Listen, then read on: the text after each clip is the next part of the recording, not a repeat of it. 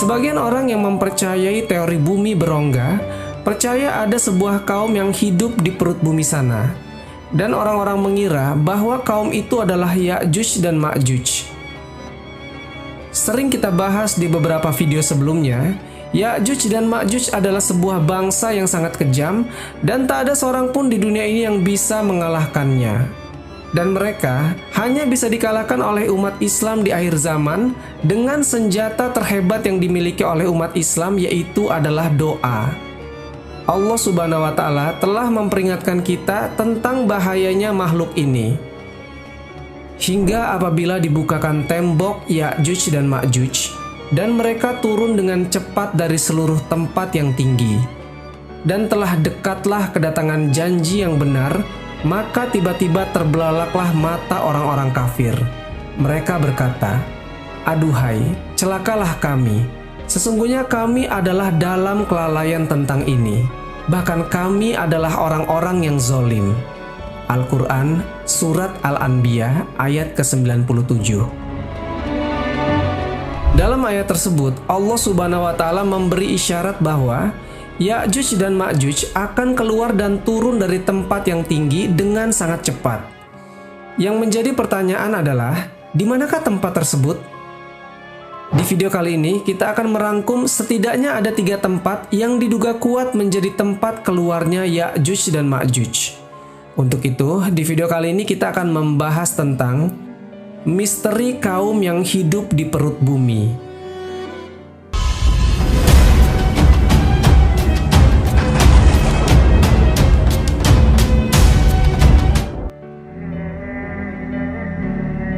Assalamualaikum warahmatullahi wabarakatuh, Sobat Jazirah Ilmu yang dimuliakan Allah.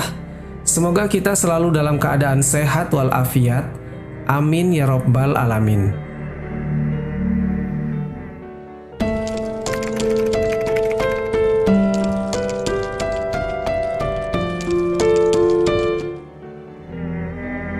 Selama ini, manusia lebih fokus untuk mengeksplorasi kehidupan di daratan dan luar angkasa. Dan ada sebagian ilmuwan juga yang mengeksplor lautan. Namun, jarang sekali dari mereka yang tertarik untuk meneliti kehidupan di dalam perut bumi. Di dalam dunia sains, ilmuwan zaman dahulu percaya dengan sebuah teori yang disebut dengan Hollow Earth. Atau mereka percaya bahwa bumi kita ini memiliki rongga di bagian tengahnya.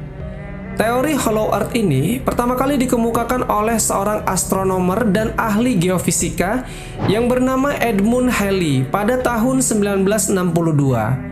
Edmund Halley ini teman-teman adalah orang yang juga pertama kali menemukan sebuah komet yang dinamakan dengan komet Halley yang sesuai dengan namanya.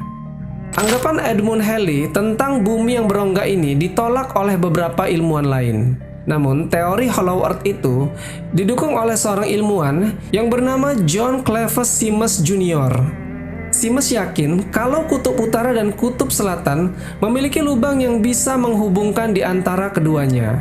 Dan jika kita lihat di dalam surat Toha ayat ke-6-7, Allah Subhanahu wa Ta'ala berfirman, "Kepunyaannya lah semua yang ada di langit dan semua yang ada di bumi, semua yang ada di antara keduanya, dan semua yang ada di bawah tanah. Dan jika kamu mengeraskan ucapanmu, maka sesungguhnya dia mengetahui rahasia yang lebih tersembunyi." Al-Quran Surat Toha ayat ke-6-7.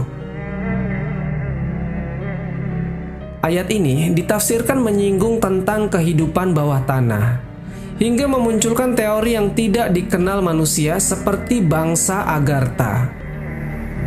Menurut sebuah legenda, Agartha adalah sebuah tempat istimewa di mana seluruh penghuninya sangat sempurna. Mereka memiliki ilmu yang tinggi dan memiliki kekayaan alam yang melimpah ruah di dalam perut bumi sana. Kehidupan bangsa Agartha diyakini lebih modern dan maju jika dibandingkan dengan manusia yang hidup di permukaan bumi. Legenda tentang bangsa Agartha ini pertama kali berkembang di Eropa. Legenda ini pertama kali dikemukakan oleh seorang okultis yang bernama Alexander Senieves de Alfeydre yang berasal dari Prancis. Alexander menceritakannya dalam sebuah buku yang terbit pada tahun 1886. Dia percaya bahwasanya lokasi tempat tinggal bangsa Agartha ini berada di bawah tanah di kawasan Tibet.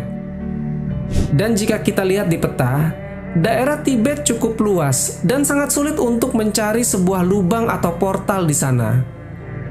Menurut Alexander, bangsa Agartha ini tinggal di lubang-lubang atau gua yang jauh di bawah tanah sana. Awalnya, bangsa Agartha ini tinggal di permukaan bumi seperti kita. Namun, keberadaan mereka disingkirkan ke dalam ruang bumi yang hampa. Dan diperkirakan peristiwa itu terjadi pada 3200-an sebelum Masehi. Kemudian beberapa teks Hindu-Buddha juga menyebut ada sebuah tempat bernama Sambala. Tempat ini digambarkan sebagai tempat suci yang tersembunyi. Nah, mengenai tempat suci yang tersembunyi ini, ada kisah yang berhubungan dengan hal itu. Dikisahkan terdapat dua sosok yang dikenal dengan sebutan Ya'juj dan Ma'juj. Mereka adalah sekelompok manusia yang digambarkan dalam Al-Quran sebagai pertanda datangnya akhir zaman. Secara ilmiah, kisah tentang kota bawah tanah dan teori Hollow Earth ini memang tidak masuk akal. Tetapi ada beberapa ilmuwan yang pernah mencoba menjelaskannya secara sederhana. Mereka mengatakan, bumi memang tidak berongga, tetapi memiliki lubang-lubang besar yang cukup dalam, di mana makhluk hidup bisa tinggal di sana. Di abad ke-21, para ilmuwan pendukung teori Hollow Earth mencoba melakukan penelitian. Penelitian tersebut mereka fokuskan di daerah Kutub Utara. Karena teman-teman, di sana kompas mereka bertingkah aneh ketika mau mendekati Kutub Utara. Jadi, kompas yang mereka bawa itu seperti berputar-putar yang mengindikasikan kalau di bawah Kutub Utara ada lubang atau ruangan besar. Mereka beranggapan antara Kutub Utara dan lubang di bawah tanah itu memiliki medan magnet yang berbeda. Makanya, setiap mereka mau ke sana jarum kompasnya berputar-putar. Hal yang lebih menguatkan teori Hollow Earth tersebut, bahwasanya dari Kutub Utara sering berhembus angin yang bersuhu hangat. Para peneliti beranggapan angin tersebut pasti berasal dari sebuah lubang besar yang ada di Kutub Utara itu. Dan sebelum penemuan dari para peneliti bisa ditemukan jawaban tentang teori Hollow Earth tersebut, cerita tentang suku Agartha hingga saat ini masih dianggap sebagai mitos yang memiliki akar dalam kultur agama Hindu. Nama Agartha sendiri katanya diambil dari kata Aryawarta.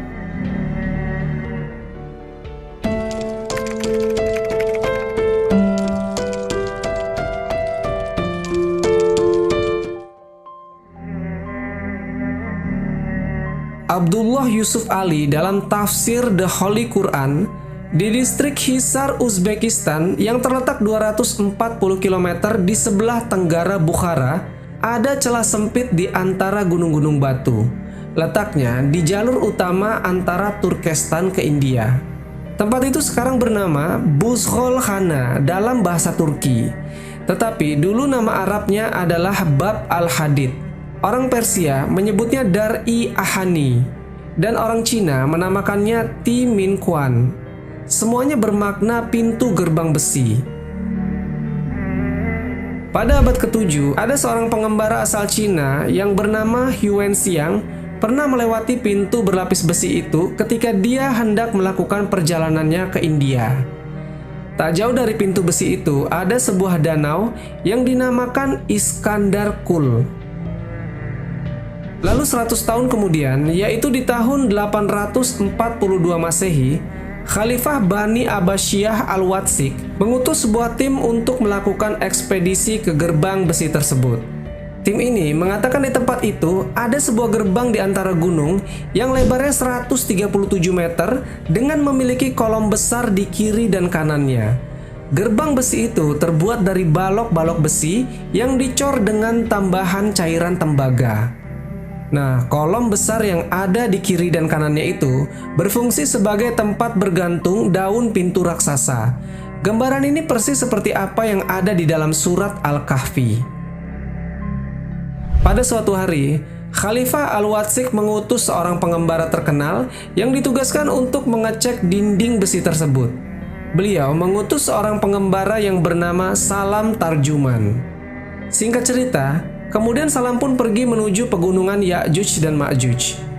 Di situ Salam melihat dua pegunungan yang terpisah oleh lembah. Luas lembah itu sekitar 150 meter, dan lembah itu ditutup tembok berpintu besi yang memiliki lebar kurang lebih 50 meter. Penduduk sekitar mengatakan biasanya mereka memukul kunci pintu besi 3 kali dalam sehari.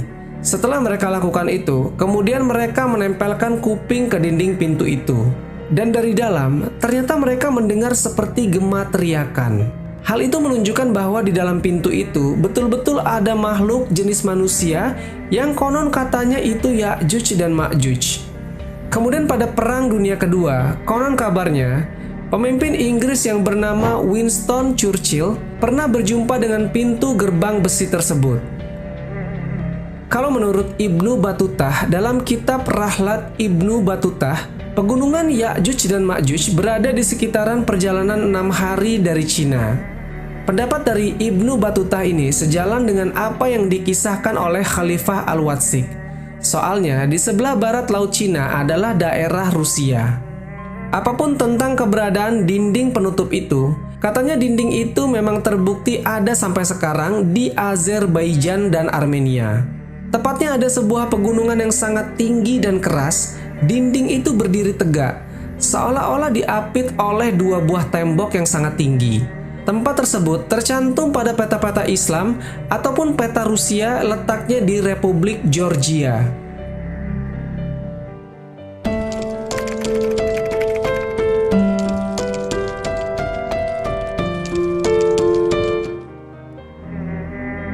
Keberadaan tembok besi yang mengurung Ya'juj dan Ma'juj sampai hari ini masih tertutup tabir. Namun, karena ada hadis Nabi SAW yang menerangkan, sesungguhnya kalian berkata tak ada musuh, sementara kalian juga senantiasa memerangi musuh, hingga datang Ya'juj dan Ma'juj, yang bermuka lebar, bermata sipit dan berambut pirang. Mereka juga kemudian datang dari setiap arah. Wajah-wajahnya serupa tameng-tameng yang telah dilapisi kulit. Hadis riwayat Ahmad. Dalam hadis tersebut, Nabi SAW menjelaskan ciri-ciri Ya'juj dan Ma'juj ini.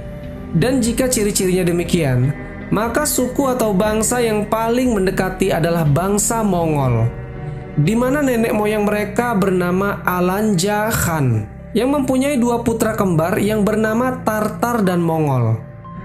Di samping itu banyak sejarawan muslim juga yang mengaitkan ciri-ciri Ya'juj Ma'juj itu adalah bangsa Cina. Makanya ada sebuah buku yang ditulis oleh Syekh Hamdi bin Hamzah yang berjudul Munculnya Ya'juj dan Ma'juj di Asia. Singkatnya, buku tersebut menjelaskan bahwasanya tembok besar Cina adalah bangunan yang dibuat oleh Zulkarnain. Tapi kalau kita lihat secara fisik, sangat jelas ada perbedaan antara tembok Cina dan temboknya Zulkarnain. Tembok Cina terbuat dari susunan batu bata, sedangkan tembok Zulkarnain terbuat dari besi yang dicampur tembaga. Banyak ilmuwan muslim dan ulama yang membantah teori itu, sehingga melemahkan pendapat bahwa tembok Cina dibangun oleh Zulkarnain. Kita pernah bahas ini di video sebelumnya. Jika teman-teman ingin penjelasan lebih detail, bisa tonton dari link di atas. Wallahu a'lam bishawab. Jadi itulah misteri kaum yang hidup di perut bumi. Semoga kisah ini bermanfaat. Lebih dan kurangnya mohon dimaafkan, yang benar datangnya dari Allah Subhanahu wa Ta'ala. Khilaf atau keliru itu datangnya dari saya pribadi sebagai manusia biasa. Sampai ketemu di kisah-kisah seru yang penuh makna selanjutnya. Saya akhiri. Wassalamualaikum warahmatullahi wabarakatuh.